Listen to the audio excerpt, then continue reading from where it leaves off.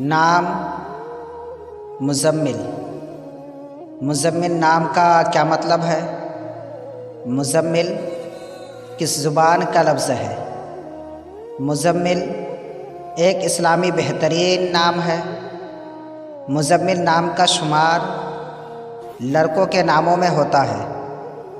मुज़म्मिल अरबी ज़ुबान का लफ्ज़ है।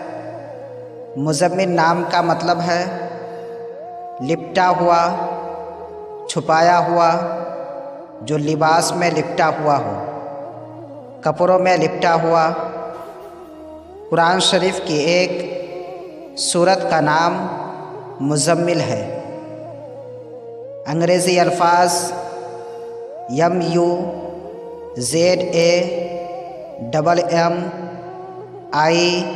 MUZAMMIL मुज़म्मिल। नाम मुज़म्मिल माना कपड़ों में लिपटा हुआ। अदद नंबर 9।